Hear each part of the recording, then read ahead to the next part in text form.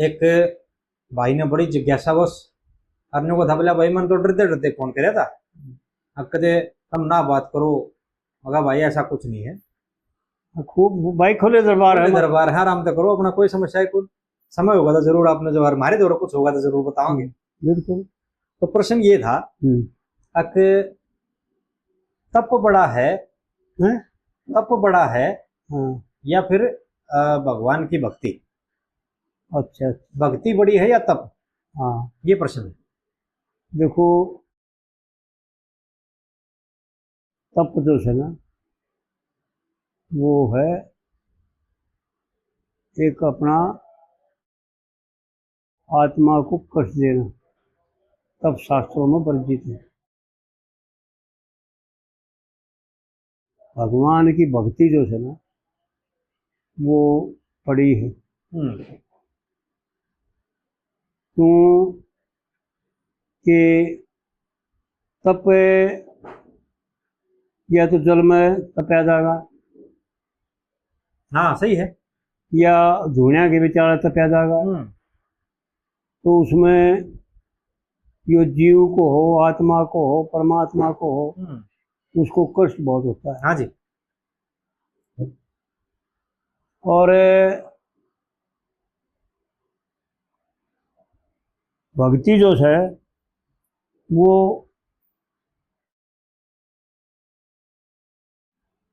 देख रामायण की चौपाई है,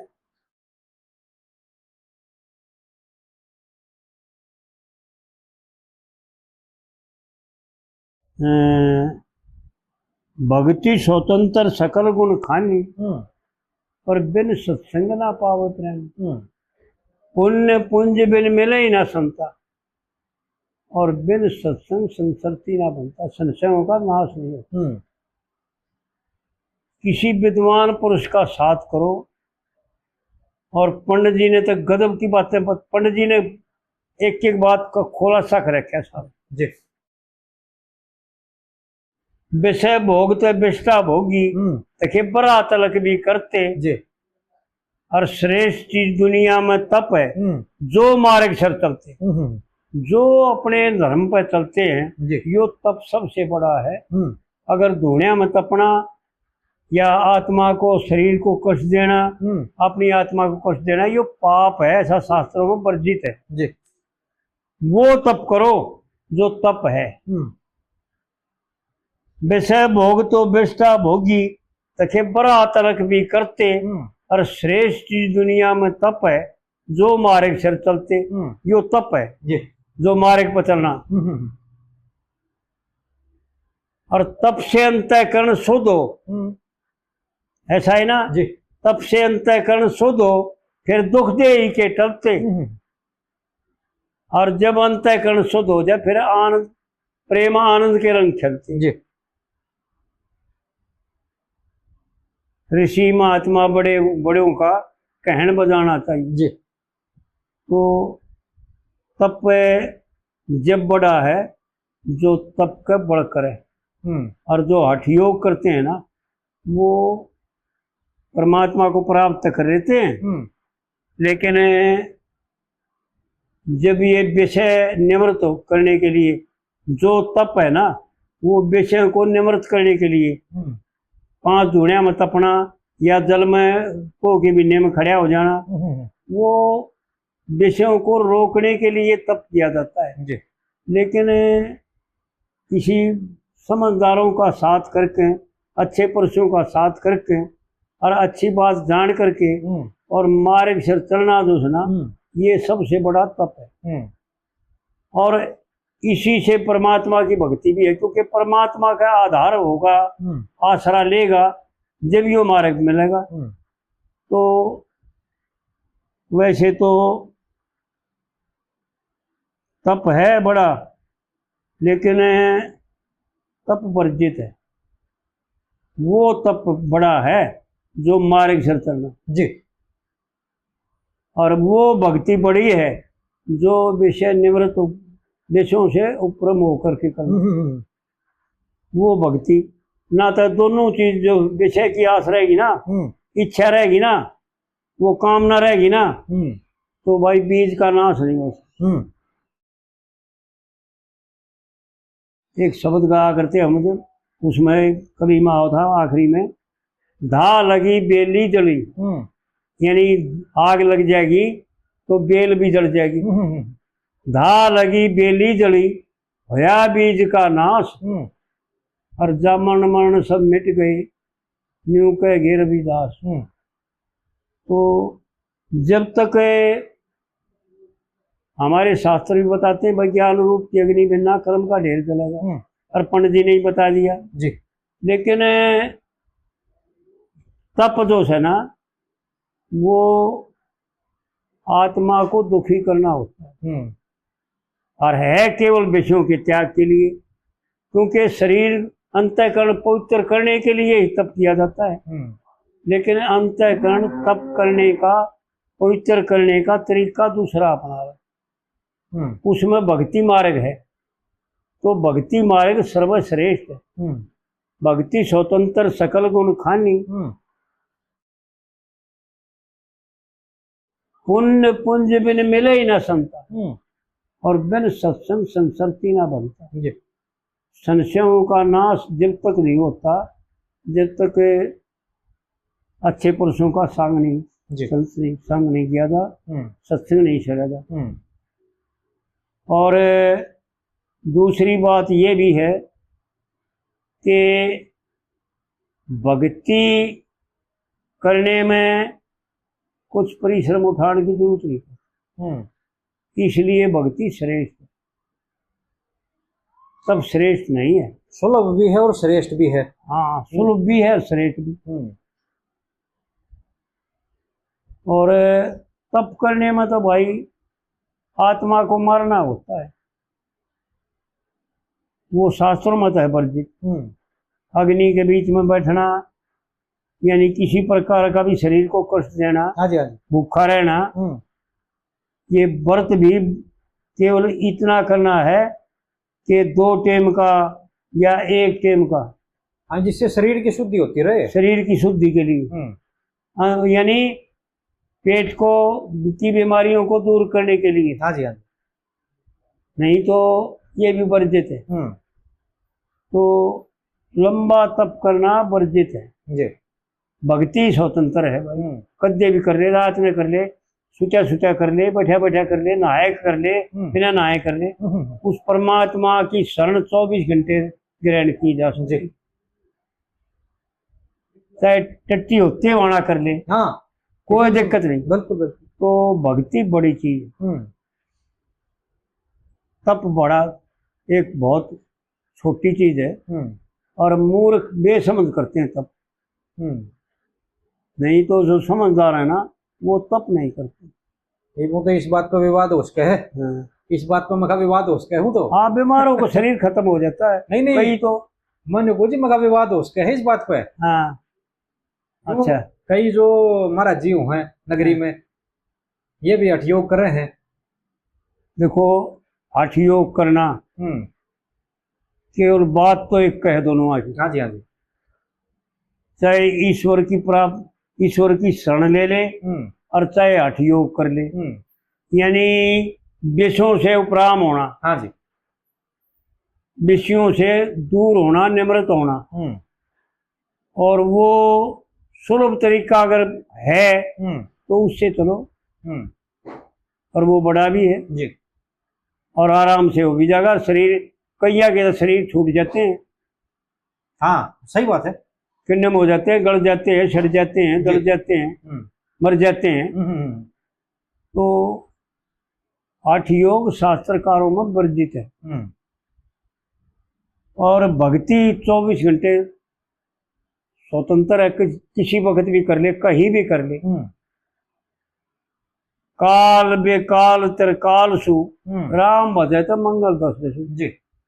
काल बेकाल, समय बेसमय, जंगल होता है, भगवान का भजन कर ले, मन को परमात्मा में लगावे, और परमात्मा को कर्ता मान करके अपने कर्तापन का अहंकार का त्याग करे जी।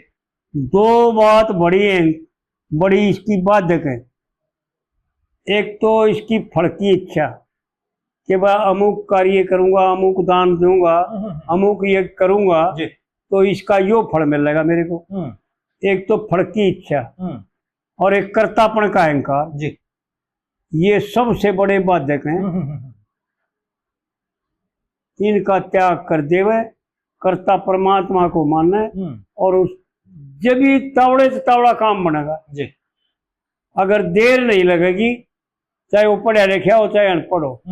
जिस दिन अपना अहंकार का त्याग कर देगा, अपने आप ने नरम मान लेगा जी। पंडित जी ने एक एक बात गजब की बता रखी। जब यह बात बताई पंडित जी ने, ना तो किसी से लड़ना भाई, और ये तो गाठ से ना, ये राधा नलमनी गांव है भाई, लड़ना था ये तैयार भी होता। तेरा अरे मीरा भाई में यह बात कैसे कह दी भाई, जिस आदमी ने राधा नलमैया बात कह रखी भाई लड़ना था ये तैयार भी होता। जी जी जी। और आड़े ने कहे भाई अपना कुटा सब ते ठाडा हो, सब ते ठाडा, जब भी नरम मानना चाहिए। तो नरम मानने का भाव समझ लें, अपने दिल से अपने अहम का त्याग ही नरम मानना है। जी जी जी जी। भाई सब कुछ परमात्मा का है, मेरा कुछ नहीं जी। वो रहीम साहब ने एक वो पाछा करवा भी था वीडियो, फिर करवा देते हैं। रहीम साहब के वो घरवाली चली गई और वो जो है ना अपना घर में अकेला था, और एक भिखारी आ गया और उस भिखारी ने अलग जगाई और रहीम साहब ने नीचे नाड़ करके उसका गाल दी मुट्ठी भर के आटे की। उसने सोचा भाई इसने तो देखा ही कौन है, 10 डंग करके और फिर उल्टा आड़ के अलग जगा दी। उसने फिर नीचे नाड़ करके गाल दी, फिर 10 डंग करके फिर उल्टी आ गया तीसरी बार, उड़ जाओ इधर। तो फिर भी उसने नीचे नाड़ करके गाल दी। जब चौथी बार आया ना वो, चौथी बार फिर आ गया। जब भगवान व्याप गया उसमें, यही परमात्मा में खासियत है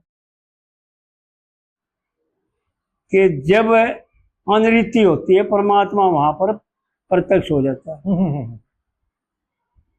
अवतार लेने का, नरसिंह अवतार, हैग्रीव अवतार, बराह अवतार लेने का यही कारण था कि उसने अनरीति करी और अनरीति का योग परमात्मा उसी वक्त प्रकट हो गया और उसी रूप में हो गया जिसमें उसने चाहा। हाँ जी। उसने चाहा क्योंकि वो भगत था भगवान का, परम भगत था जी। इसलिए। तो कहने का मतलब ये है कि जब उस मंगते ने पूछा रहीम साहब से कि महाराज एक बात बताओ, आप मैं आपके यहाँ चौथी बार आ गया और चौथी बार भी आपने मेरी तरफ ना देखा, नीचे नाड़ करके मेरे मुट्ठी गाल दी। यूं तो मैं आता रहूंगा और आप गालते रहोगे, इसका क्या कारण है बताओ तो सही कुछ। तो रहीम साहब ने वहां पर एक दो आकाया, भाई देने वाला कोई और है और देता है जनरैन, भाई लोग भरम मुझ पे करें ता तो नीचे नैन। जी। तो जो जितना बड़ा आदमी हो, जितना धनवान हो, जितना अफसर हो, जितना बड़े पद पर बैठा हो, उसने यह बात याद रखनी चाहिए कि ये परमात्मा की कृपा है। हाँ जी हाँ जी हाँ जी। अगर परमात्मा की कृपा ना होती तो देख पंडित जी ने क्या गाया है भाई, पंडित जी गजब करके गा रहे, लिखा कर्मों में ऐसा अब रोना है कैसा, जब धोरे था पैसा हजारों थे प्यारे, नैना पानी डले मेरा हृदय जले, कुछ बस ना चले क्योंकि रूसे राम हमारे। हे कृष्ण हरि सुनियो अर्ज मेरी, इसी मेहर करी, इसी मेहर करी, नीचे ऊंचे से डारे। यो मनुष्य शरीर छूट जाएगा और पशु पक्षी कीड़ी मकोड़ी कीड़े मच्छर आदि जला जाएगा। हाँ जी हाँ जी हाँ जी। यो नीचे ऊंचे से डारना क्योंकि मनुष्य 84 लाख योनियों में मनुष्य उत्तम है जी। नीचे ऊंचे से डारे सुध लीजो आन थारी अद्भुत श्यान प्रभु दीन जाने और तन सुदामा उबारे। क्या पंडित जी की बातें हैं। न्यू कहे भाई एक भी बात, एक भी लाइन, एक भी अक्षर प्रमाण से वर्ण नहीं है। फिर न्यू कहे ये गावड़िया तो सब गाए, सबने बढ़िया गाया, लेकिन प्रमाण की एक बात भी कौन।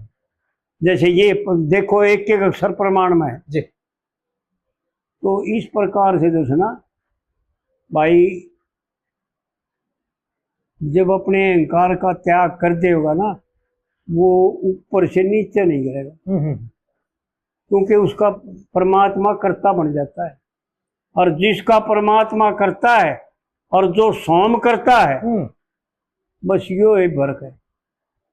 यह बात जिस दिन समझ में आ जाएगी जी, उस दिन तप नहीं करेगा, उस दिन केवल भगवान की भक्ति करेगा, भक्ति पा जाएंगे।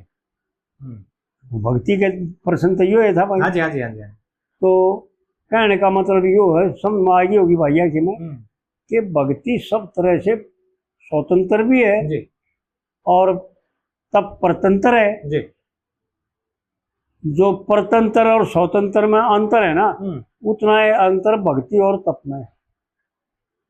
ये तप में तो बंद कभी बैठना पड़ा है जी। बंद तप परतंत्र है, आग का सहारा लेना पड़ेगा, परतंत्र होया जी। वो आग का अधीन होया। जल का सहारा लेने पड़ेगा, जल का अधीन होया।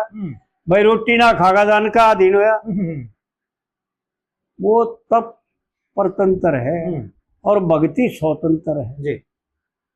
भक्ति करने में कुछ कितने ल्यावन की जरूरत ना, कुछ करने की जरूरत ना, कुछ त्यागण की जरूरत ना। हाँ जी, हाँ जी। केवल परमात्मा को असलियत में जानना है, मानना है जी।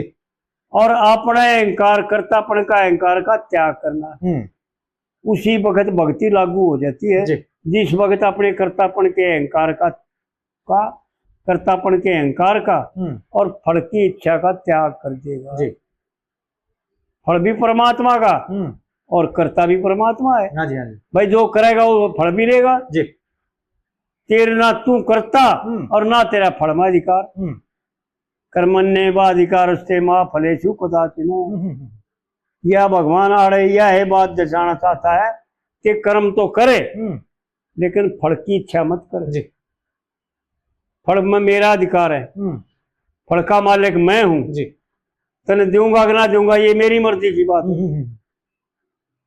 तो इस प्रकार से जो है ना, कर्म और भक्ति में, तप और भक्ति में आसमान और जमीन का फर्क है।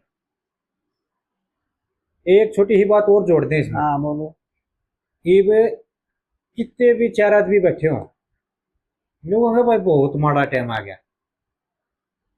ये बात कल तो कलयुग अपने चरम पे है, दुनिया अधर्म करती हुई पाछा ही नहीं देखती। तो एक छोटा सा किस्सा है। हमारे रिश्तेदार हैं लाखू बुआने गांव के गन्नौर में रहे हैं। अच्छा अच्छा। तो वो मौसा जी हमारे तड़के घूमते घूमते गन्नौर स्टेशन का चले जाया करते। तो उनने देखा एक दिन पूरे 5-7 बाबा जी बैठे, उनने जो हम थी चाय पिया दी। तड़के तड़क का टाइम था, खैरी है का टाइम था। बोला लो महाराज चाय पी लो। वो बड़ा आशीर्वाद दिया उनने। अगले दिन फिर ने उनके लिकड़े 2-4-5 जिसे भी बैठे थे वो उदन भी बैठे पाए, उनसे भी चाय पिया दी। 3-4 दिन लगातार जब यो काम हो लिया, फिर उससे चाड़े तो पूछी, बोला भाई ये महाराज जी आड़ रोज आवे हैं? अगा जी तकरीबन आए जा हैं। तो बोला भाई नो कर, ये 200 रुपये पकड़ तो तेरे तो आगाऊ दू। अब तो इन महाराज जी ने चाय पिलांदा रही है और मेरे पर मान लिया ना भी आया जा, दूसरे तीसरे दिन मत ना आकर और भी दे दूंगा। मेरी ओर तो तू है जो इन्हें चाय पिलांदा रहो। वह तो पैसे देगा आ लिए। और उस दिन के बाद कुदरती वो महाराज जी 2 या 3 दिन लगातार फोन आए, कुछ ऐसी माया बनी। महाराज जी नहीं आए। तो वो मौसा जी एक दिन उड़ जागे तड़के पूछी। हाँ बोला भाई ठीक चल रहा है, तेरे पैसे कम तो नहीं पड़े और देने हमने। उन्होंने न्यू के न्यू 200 रुपये काट के दे दिए उल्टे। बोला जी जिस दिन तक आप पैसे दे के गए हो ना, उस दिन के तो हमारा जी आए नहीं, महात्मा भी ना आए। आए नहीं है। तो मैं एक दिन बता के, दो चार आदमी बैठे थे इससे विषय पर बात कर रहे थे, तो मैं न्यू बोला मुखा जी जो न्यू का जो ना वो एक तो जमाना सारा ही खराब हो गया और लूट लूट खसोट की चल रही है। तो मगर देखो इसे इसे आदमी भी बैठे हैं, अगर वो चांदा तो न्यू का न्यू वो पैसे अपनी जेब में गाले रहा किसने मेरा लग रहा, वो कह देता कि उसकी तो प्यादी और दे जाए और भी ले ले वो उसको। हाँ और भी ले ले, लेकिन मैं कहा उसको 200 रुपये उठे को ना। अब भाई मेरे ऊपर भार है इस चीज का, ये आदमी भी मैं इस धरती पर आज भी है, कोई घनी न्यारी बात को ना है। तो धरती पर चीज सारी है जी कुल मिला के आज भी है, और उन नगे तब के कारण ये धरती अभी भी संतुलन में चल रही है। बिल्कुल बिल्कुल बिल्कुल। देखो भाई ये धर्मात्मा और पाप करने वाले ये तो कुलयुग में भी घने वो ईब घने हैं बोल कर। पहले पाप करनिया भी थोड़े हुआ करते, और वो एक आध आए पूरे संसार में दुखी कर दिया करता। हाँ जी, क्योंकि वो बलवान हुआ करते जी। वो पहले तप करके परमात्मा से ताकत प्राप्त किया करते। हाँ जी, हाँ जी। पहले परमात्मा का तप करते, जितने भी यानी राक्षस के आए जी, उन्होंने पहले तप किया और फिर परमात्मा से वर पाकर, और उस वर का जो अहंकार होया ना, जो हम बता रहे थे जी, भाई अपने अहम का त्याग कर दे जी, उसको उतना उठा, उसके में आकर के अपने अहंकार में आकर के और दुनिया को तंग करना शुरू कर दिया जी। और न्यू अभी मैं ही हूँ भाई सब कुछ। तो पाप और पुण्य तो देखो हैं दोनों जन्म के दाता। पुण्यों से भी जन्म लेना पड़ेगा जी, और पापों से भी जन्म लेना पड़ेगा। बिल्कुल। सिर्फ भेद इतना है कि पुण्यों से मनुष्य योनि मिलेगी, शुभ योनि मिलेगी कहीं भी रहा। जी जी जी। जैसे आज देखा जाता है एक एक पशु ऐसा है कि साबना तो नवाए जा है। हाँ जी, और भाई सब तरह से नौकर जो उसने सेवा करें। हाँ जी, हाँ। और तड़े कतियाला नहीं होने देती। कुत्ते भी जो सुना काराम चलना है। हाँ, और वो भोग भोगे हैं जो हमारे को नसीब नहीं। हाँ जी, हाँ जी। तो ये पुण्यों का प्रताप है, यूं कोई भी मिले। कलेश और आराम शुभ योनियों में है। देखो देखो नजर पसार कर एक एक पशु तो था ना, मैंने कई कुत्ते देखे उनके पाछे पर कोई भटपेड़ा लाग जाए, गाड़ी गुडी उतर जा जी, और वो घिसटते हटने जाओ, उनकी सारा आंत भी निकल नहीं पाना है और वो पाछे चाल भी ना सके जी, दो पाए आते घिसटते घिसटते चलना। तो दुख में के पत्थर है जी। अरे कीड़ा हो चाहे कीड़ी हो चाहे माछी हो चाहे माछर हो, सुख दुख तो सभी जगह लगे हुए। बिल्कुल बिल्कुल। देवता तक भी सुख दुख लगे हुए। जहां पर मानसिक भोग हैं वहां भी दुख सुख महसूस किए जाते हैं। क्योंकि एक वो साहब दो रहा है, वो मैं जा रहा था ना, जब एक वो ककरानी का पंडित जी था, उसका छोरा था, उसने या पंडित जी की रागनी का या हरिश्चंद्र में रागनी है ना, हरी मत रो दुखिया ही लाल कड़े था। हाँ जी। तो इसकी पहली कली में कह रखा है भाई वो आखिरी लाइन आवा इंद्री तेरा तीन होगी। तो मैंने उसको तो बताया नहीं, मगर भाई इसकी समझ में आवा ना के फा जाए, और जब तक समझ में ना आवा तब बंडे का फा जाए। हाँ जी, हाँ जी, बिल्कुल। मैंने फिर उसको तो यूं कह दिया माँ भाई तेरा तीन का मतलब हो बर्बाद होना है भी है जी, भाई तेरा तीन हो गया बर्बाद हो गया। लेकिन तेरा तीन का अर्थ है कि कहीं भी हो सूक्ष्म शरीर, 4 शरीर है, कारण, सूक्ष्म और स्थूल। इन 3 शरीरों में 3 चीज 13 बनकर 3 हो जाती। 10 इंद्री और मन और बुद्धि 12 हो गए, और 13वां जीव 13 होकर 3 में आ जाते हैं। जब आखिरी समय आता है, हाँ जी हाँ जी, यो हृदय में सुकड़ का आ जाता है, जब मन तो महसूस तड़फड़ खाते रह जाए, और बुद्धि जो से ना इसको एहसास दिलाने खातिर, दुख का एहसास दिलाने खातिर है, और जीव जो से ना जीव रूप में जो जीव कारण शरीर में रह जाता है। तो 13 माते 3 रह जाए जी। पंडित जी कहते था वह बात, इंद्री 13 3 होगी, आखिरी में 3 रह जाएंगे जी। जीव, बुद्धि और मन, बस। और शरीर भी किन्ने में हो जाएगा जी। अंतःकरण में आ जाएंगे तीनों। और जब अंतःकरण भी शून्य हो जाएगा, जब ये शरीर छोड़ के चले जाएंगे जी। तो कहने का मतलब यो था कि संसार में पुण्य और पाप उस ईश्वर के लिए करने चाहिए। जो भी कर्म करे है, जो अगर ईश्वर अर्थ करता है जी। ऐसा गीता में लिखा है कि हे अर्जुन, जो अपने लिए करता है वो पाप है जी, और जो दूसरे के लिए करता है, ईश्वर के लिए करता है, वो पुण्य है जी। आप यज्ञ करो, देवताओं को उन्नत करो, और देवता तुम्हारे को उन्नत करेंगे। जी। तो देव कहले, देव ईश्वर के पुत्र हैं वो, और शरीर में रचना में, इस शरीर पे जब तक 33 देवता काम ना करें, जब तक यो शरीर सुरक्षित ना रहे, और यो शरीर सुरक्षित ना रहे, तो परमात्मा जो जीव रूप में बैठे इसके, आत्मा रूप में बैठे इसके भीतर हृदय में, वो कैसे सुखी रहे, वो आनंद कैसे नहीं। तो इसलिए जो है ना, उस परमात्मा ना अपनी खातर रखे हैं, ना कि किसी और खातर। लेकिन यो खुद करता बढ़के ईश्वर को हटा कर अपने आप बीच से निकाल करके और अपने आप फल का भोगी बन जाता है जी।